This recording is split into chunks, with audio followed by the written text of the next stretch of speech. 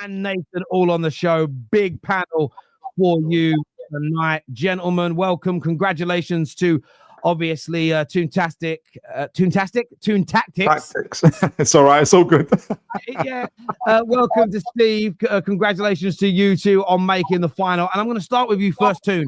Yeah. Big win for you tonight. How proud are you of the boys? Phenomenally proud. I think if there's one thing I was thinking about, especially for Eddie Howe this season, is for him I wanted to see what his ceiling is. Can he be the person that wins trophies and handle pressure? And he continues to show that time after time. And I saw your earlier show, Terry, with Mo and Hussam, and you guys were speaking of pressure. And I agreed with you 100% in terms of Newcastle being 2-0 up. If Arsenal scored that first goal, we're having a totally different conversation in this game. But the team, I know that there was moments that obviously Arsenal didn't take it on board, didn't take theirs, but we took our moments and we turned it around. We did our thing. But first of all, I just wanted to say again, credit to Arsenal. Always, I think that I always say that Arsenal are a team. They're not called title contenders for no reason, and I think they're genuine. I know the fans want to win the title, but it's a hard league. And I think styles make fights. I think Newcastle style is just made for Arsenal. Well, Arsenal style is more made for Newcastle. But you have an exceptional team on the ball. Sometimes the things that your players can do in close quarters, how you attack the game is really, really, really like good to see. But look, I'm just glad. I'm glad second final in 3 years. Eddie Howe's proven his credentials. Our team has proven their credentials as well. We did a 5-3-2. It's the first time I don't know if Steve can correct me, but I think it's the first time we've kind of started off a game as 5-3-2, which shows our respect for Arsenal. We didn't even do that for Liverpool. We didn't do that for Man City. We didn't do that for any other team. So we took the game by the scruff of the neck. Another final, Isak, Gordon. Trippier is the one that really stood out for me.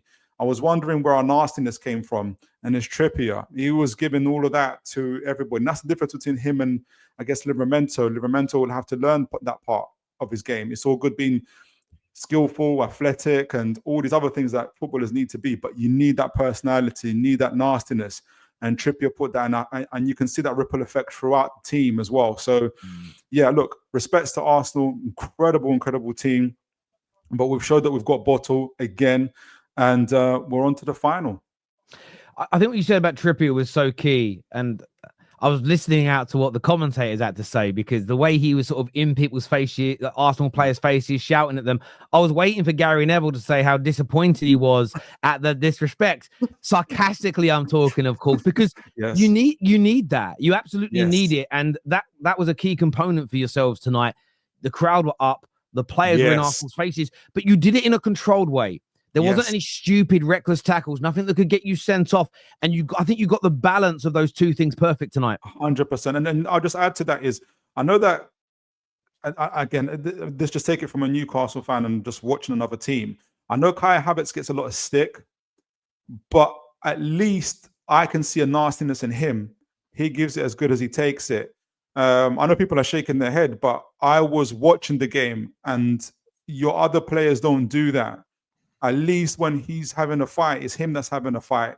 I didn't see Miles Lewis-Skelly, who's a talk of the town, doing that. I didn't see Ødegaard doing that.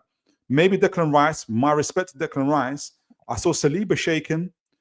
I saw Gabriel Magalhaes shaking. But those guys always get off scot-free. At least Kai Havertz, for all of his limitations and ability-wise, gives it back. And it's always our players that are always drawn to him. So I just think, look, I'm not trying to say like Kai Havertz, he's an incredible player, but I think to win this Premier League, and Terry will tell you that from his Man United teams, Man City fans will tell you that, you can have all the ability and technical ability stuff in the world, but you need that personality and you need that kind of side to your game. And I think you probably need more players, at least with a personality that Kai Havertz has as well. But no, again, incredible team, Arsenal, we've gone through, and I'm very, very, very happy about that. Yeah, I hear you on that completely. Sard, you went out tonight. It felt to me watching like the difference. I have seen a clip of you going viral already, by the way, so well done. But I would say the difference between the two teams, if you're going to, there's a lot of football you can talk about, but I felt the difference between the two teams is one finishes its dinner, the other one misses its chances. It's not even just one finishes its dinner. There's you just have to say one name. Alexander Isak. That is the difference between the winning team and the losing team. That's the big difference. If I have Alexander Isak in my team and I'm 2-0 down, 100% I'm winning that game. If I had Alexander Isak in my team right now, I could comfortably say, I'm going to win the league. I could comfortably say, I'm going to go for the FA Cup. I can comfortably say, I'm going to go for the Champions League and maybe get to a final. Maybe go and win the whole Champions League. Because Isak is just that type of player that you put him in your team. It doesn't matter if even the team kind of has a bad day. Isak will still pull out a mad performance. Isak will take the ball and do it himself. Isak will create a problem for defenders. Do you see how our defenders? These guys are composed majority of the time. I've never seen Saliba and Gabriel that shook. Never in my life have I seen them that shook. I've seen it twice, actually. Twice. Both times when they come up against Alexander Isak. Because this is what happens to the guy. This is what the guy brings out. This is what the guy brings out in centre-backs. He gets them fearful because they know this guy's a serious baller. This guy's he's an elite finisher. So if he gets on the ball and he takes a shot, majority of the time it's going on target and it's going to go in the goal. If you give him enough space, he's going to get in the back of the net. But listen, I didn't have any belief. I got criticised truly when last time I was here, once saying that the title is done, that the tie is done. I know you and Toon Tactics disagreed with me and said, "Oh, you shouldn't think like that. You should always want your team to win and all that." It wasn't more about not wanting my team to win. It was just about I understand what happens to this team in moments of high pressure, and especially to that front line in moments of high pressure and high pressure moments like this, where you go to a place, it's very ugly. We went to St. James's Park. It was very ugly in there. Every time we had the ball, they were booing, they were chanting, they were going crazy on our players, doing madness. But you have to expect this as a player. But can our players handle it? I don't think they handled it very well, and that clearly shows. We still have to bring in some more attackers. We needed attackers today. Martinelli's gone down. God forbid. I hope it's not a bad injury. I really hope it's not. I know Martinelli's not the best player, but still, he's another body in that attack. He's another body in that attack. So I just listen. We were pitiful today. It's actually embarrassing. It was a very embarrassing performance, and yeah, I had no belief that we were going to get through in the tie, but I would have wanted to see us at least maybe score a goal, at least go out there and try and get the win. We gave up in the second half, and do you know what I mean? Arteta just did. In my personal opinion, I do kind of agree with you. Maybe it was the right thing to just take these men off, because there's no point of going for that game. There's no point of continuing that game. We will never beat these guys. They were on us from minute 1 to minute 90. They knew exactly the game to play. They knew how to rile us. They know which players to do. They knew which players to put a tackle into and rile them up. And it worked. So, congratulations to Newcastle. Arsenal just mad. No, I hear it. And listening to you talk, I'm making an assumption here. You were one of those people that felt it was done at the end of the last game. So I suppose the feeling now is a little bit more. Well, I knew this was kind of. I let all of my anger out in that street, and I get that, and I get that, and I agree with your point about Isak, a massive difference maker, and again, Odegaard, it's that missing that chance, cuts across it, doesn't score. I think Gary Neville was right in the commentary up into that shot. He dropped deep. He started dictating the play. He is excellent at that. The lack of output from Odegaard is his biggest sort of problem. And that's where I look at the Arsenal board and the recruitment team, because he's never going to have a great amount of output. You look about that, Brandon. Hang on, that's where I look at it, because his approach plays very good. So what you need to add for someone like Odegaard is more players in and around him that are bagsmen that score and create. Because the way he got hold of that ball and was dictating play and cutting through Newcastle is great. What he doesn't do, whether it's Newcastle away under pressure or even any other time, he's not a massive goal scorer. So the way you create your system and work the ball into the box, you don't really want him to be the person that's coming onto those shots. And I just think that you've got to look at that from a recruitment side. KDB can play his role in his pomp, and KDB scores that goal. Bruno scores that goal as an example. And I think for me, that's the difference between those players and Odegaard. That doesn't take away from what Odegaard is brilliant at. But if he's not a good goal scorer, he has the limitations. Well, yeah. And I've been saying this for a while, Terry, actually. Yeah, because I've been saying we need to use Odegaard as an 8. He's not an out-and-out 10. I've had arguments with people on the panel about Odegaard being, the sole, the sole attacking hub of the team, and he's never been that. Like you said, he's a metronome. He looks better when he goes deep and he helps us build up. But when he goes into attacking areas, he's not the most clinical player. He's not the most creative player.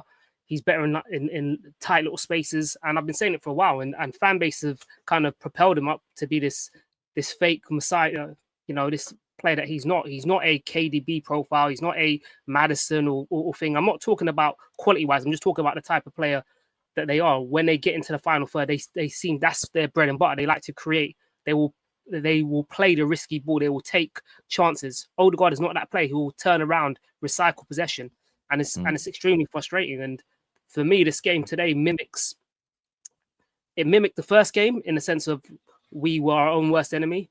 In terms, we never took our chances, and when you don't take your chances, you will get punished. And then on top of that, just it shows our lack of quality in the final third, and the reason why a lot of Arsenal fans haven't been confident, kind of about the second half of the season. I mean, Havertz today was pathetic. Let's call a spade, right? What's the name? Toon Tactics was talking about. He was talking about he had this type of fight and hunger. That's all bullshit to me, because when you can't touch the ball, when you can't control the ball, when the ball is bouncing off you, when you've got no presence, no confidence, when you shoot with no conviction, you can't talk like you pushing someone on the pitch. When you lack quality, straight up, when you lack quality. Yeah. I mean, what you're doing there is you're trying to make up for what you lack. So for me, the fight is the last thing I needed from him. I saw more quality, and I saw more courage from Miles Lewis-Skelly. When he took the ball, he'd take the ball, turn, hold off a player, and actually try and burst into space. I saw more moments of courage and composure and mentality. So for me, that whole thing on Havertz fighting, we want to see some of the dark arts, but the dark arts, if I want a dark arts person, I bring a boxer into the pitch. Why the fuck do I want Havertz on the pitch for? I don't need Havertz to be, just to fight people on the pitch. I thought Saliba today was poor. I thought he was rattled. Like from the get-go, that chance where, for the first goal, he didn't show no dominance. He was kind of hesitant to kind of go in for it. He should have went in with his head kind of. For me, it is a part of Saliba's game where I feel like he can improve on. Sometimes in aerial duels, he can kind of not be as dominant. I don't see Gabriel's a bit more aggressive, and I feel like that's an aspect of his game I'd like to see develop. I've heard a lot of people talk about Gabriel today, but I don't think Gabriel was as bad. I thought Saliba was the person Isak kind of targeted for most of the 90. I don't think Gabriel was, was complicit in our bad defending in any type of way. And it's just frustrating because it's the same issues that are running our head, which is our attack is toothless.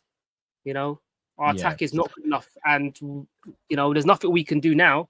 And this is on the board, this is on the owners, and I know a lot of people are gonna want to shout out the manager and stick it on the manager. But when we create opportunities today, like we had a few opportunities when the players failed to take them. The same thing happened in the first leg with the likes of Martinelli, Havertz. There's nothing you can do. Like when you lack the quality, there's nothing that can be done. Who else is on there on the pitch or on the bench that could change that game for us? Without Saka, there is no star quality in this team, and that shows the. Were you guys lacking clinical or quality on Sunday? I knew Vader was just because your team's poor doesn't change the fact that against harder teams, against teams that will sit in the mid blocks and low blocks, that it's a different game, isn't it? So let's not. What you're trying to do is you're trying to. No, I'm just trying to ask a question. Whether the quality you had on Sunday. Look. To be fair, right? The way you lot defend is high up the pitch. You left a lot of spaces in transition for us to counter, and you made a lot of errors in that game as well. So it's a completely different game. When you're trying to break Also, down an Arsenal Newcastle, home game. That's a big Yeah. detail. right? When you're trying to break down Newcastle, who are a stubborn team that will throw their bodies on the line, it's a completely different, and you have to open them up. They're not sitting on the halfway line. They're not pressing you up the pitch. It's a completely different game. So this is not nothing. This is not nothing I haven't said prior to the Man City game, because I've criticised our attack, our lack of this, our lack of being clinical many times before. Man City was a good game, but you're also a wounded animal. You're a team that have been really, really dire defensively. You're a team that allows teams to counter on them. So May I it's a ask one more completely question? different challenge.